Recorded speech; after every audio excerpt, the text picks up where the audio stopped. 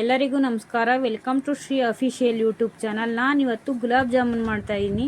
ಈ ಜಾಮೂನ್ನ ನಾವು ಮನೆಯಲ್ಲಿ ಯಾವ ರೀತಿ ಮಾಡೋದು, ಜಾಮೂನ್ ಮಾಡೋದಕ್ಕೆ ಏನೆಲ್ಲ ಬೇಕು ಅಂತ ನೋಡ್ಕೊಳ್ಳೋಣ. ನಾನು 1/4 kg ಗುಲಾಬ್ ಜಾಮೂನ್ ಮಿಕ್ಸ್ ತೊಗೊಂಡಿದ್ದೀನಿ, ಮತ್ತು 3/4 kg ಸಕ್ಕರೆ ತೊಗೊಂಡಿದ್ದೀನಿ, ಹಾಗೆ ಒಂದು 1/4 ಲೀಟರ್ ಹಾಲು ತೊಗೊಂಡಿದ್ದೀನಿ, ಮತ್ತು ಏಲಕ್ಕಿ ತೊಗೊಂಡಿದ್ದೀನಿ, ಸ್ವಲ್ಪ ತುಪ್ಪ ತೊಗೊಂಡಿದ್ದೀನಿ, ಹಾಗೆ ಗೋಲ್ಡ್ ವಿನ್ನರ್ ಆಯಿಲ್ ತೊಗೊಂಡಿದ್ದೀನಿ ಫ್ರೈ ಮಾಡಲಿಕ್ಕೆ ಅಂತ ಅಂದ್ಬಿಟ್ಟು.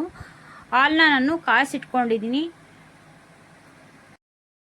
ಫಸ್ಟು ನಾವು ಸಕ್ಕರೆ ಪಾಕ ರೆಡಿ ಮಾಡ್ಕೊಳ್ಳೋಣ. ಸಕ್ಕರೆ ಪಾಕ ರೆಡಿ ಮಾಡ್ಕೊಳ್ಳೋದಕ್ಕೆ ನಾನು ಯಾವ ಕ್ವಾಂಟಿಟಿನಲ್ಲಿ ಸಕ್ಕರೆ ತೊಗೊಂಡಿದ್ದೀನೋ ಅದೇ ಕ್ವಾಂಟಿಟಿನಲ್ಲಿ ನೀರು ಸೇರಿಸ್ಕೊತಾ ಇದ್ದೀನಿ.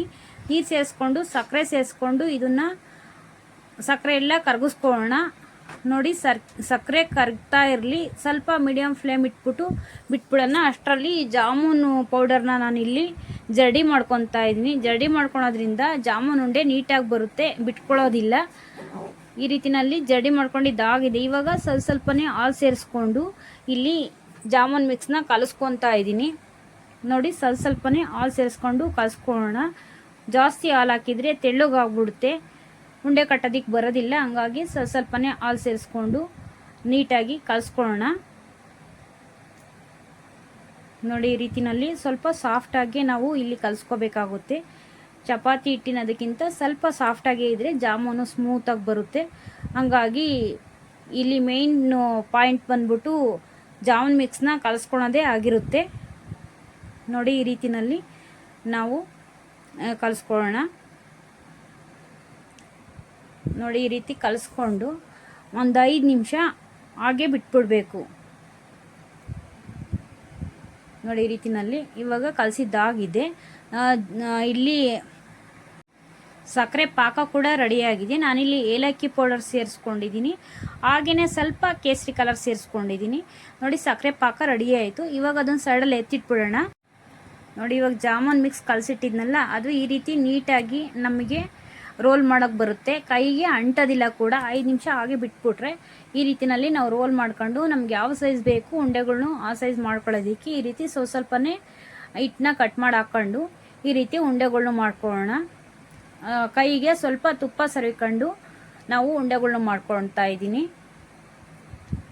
ನೋಡಿ, ಈ ರೀತಿನಲ್ಲಿ ನೀವು ಬೇಕಂದರೆ ಎಣ್ಣೆ ಕೂಡ ಹಾಕ್ಕೊಂಡು ಉಂಡೆಗಳ್ನು ಮಾಡ್ಕೋಬಹುದು. ನೋಡಿ, ಇವಾಗ ಒಂದು ಬಾಣಲಿಗೆ ಗೋಲ್ಡ್ ವಿನ್ನರ್ ಆಯಿಲ್ ಹಾಕ್ಕೊತಾ ಇದ್ದೀನಿ. ನಾನಿಲ್ಲಿ ಒಂದು 40ರಿಂದ 50 ಜಾಮೂನ್ ಉಂಡೆಗಳಾಗಿದೆ. ಮೀಡಿಯಮ್ ಫ್ಲೇಮ್ ಇಟ್ಕೊಂಡು ಅದನ್ನು ನೀಟಾಗಿ ನಾವು ಫ್ರೈ ಮಾಡ್ಕೋಬೇಕಾಗುತ್ತೆ. ಅದನ್ನು ಯಾವಾಗಲೂ ಈ ರೀತಿ ತಿರುಗಿಸ್ಕೊತಾ ಇರಬೇಕಾಗುತ್ತೆ. ಇಲ್ಲ ಅಂದರೆ ಕೆಳಗಡೆ ಭಾಗ ಮಾತ್ರ ಕಲರ್ ಬಂದು ಮೇಲ್ಗಡೆ ಭಾಗ ಕಲರ್ ಬಂದಿರೋದಿಲ್ಲ. ಗೋಲ್ಡನ್ ಬ್ರೌನ್ ಕಲರ್ ಬರೋವರೆಗೂ ನಾವಿಲ್ಲಿ ನೀಟಾಗಿ ಫ್ರೈ ಮಾಡ್ಕೊತಾ ಇದ್ದೀನಿ. ನೋಡಿ, ಈ ರೀತಿನಲ್ಲಿ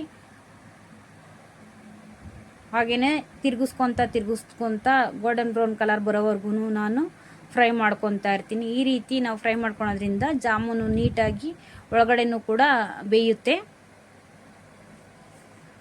ನೋಡಿ, ಇವಾಗ ಜಾಮೂನು ಬೆಂದಾಗಿದೆ. ಇವಾಗ ಎತ್ತಿ ಹಾಕ್ಕೊತಾ ಇದ್ದೀನಿ. ಇವಾಗ ಸಕ್ಕರೆ ಪಾಕ ನೋಡಿ ರೆಡಿಯಾಗಿದೆ. ಸ್ವಲ್ಪ ಬಿಸಿ ಕೂಡ ಇರಬೇಕಾಗುತ್ತೆ ಸಕ್ಕರೆ ಪಾಕ. ಇವಾಗ ನಾನು ಜಾಮೂನು ಉಂಡೆಗಳ್ನ ಸಕ್ಕರೆ ಪಾಕದೊಳಗಡೆ ಹಾಕ್ಕೊತಾ ಇದ್ದೀನಿ. ನಾವು ಫ್ರೈ ಮಾಡಿ ಎತ್ತಿದ ತಕ್ಷಣ ಹಾಕೋಬಾರ್ದು, ಒಂದು 5 ನಿಮಿಷ ಬಿಟ್ಬಿಟ್ಟು ಜಾಮೂನು ಉಂಡೆಗಳ್ನ ಸಕ್ಕರೆ ಪಾಕದೊಳಗಡೆ ಹಾಕೋಬೇಕು. ಆವಾಗ ಜಾಮೂನು ಉಂಡೆಗಳು ಚೆನ್ನಾಗಿ ನೆನ್ಕೊಳ್ಳುತ್ತೆ ಪಾಕದೊಳಗಡೆ. ಇಲ್ಲ ಅಂದರೆ ಕದ್ರಿಕೊಂಬಿಡುತ್ತೆ ನಾವು ಬಾಣಲಿಂದ ಎತ್ತಿದ ತಕ್ಷಣ ಪಾಕದೊಳಗಡೆ ಹಾಕಿದರೆ. ನೋಡಿ, ಈ ರೀತಿ ಒಂದು 1/2 hour ಬಿಟ್ಟರೆ ಜಾಮೂನು ಪಾಕ ಎಲ್ಲ ಹೀರ್ಕೊಂಡು ಈ ರೀತಿ ಉಬ್ಬಿ ಬರುತ್ತೆ.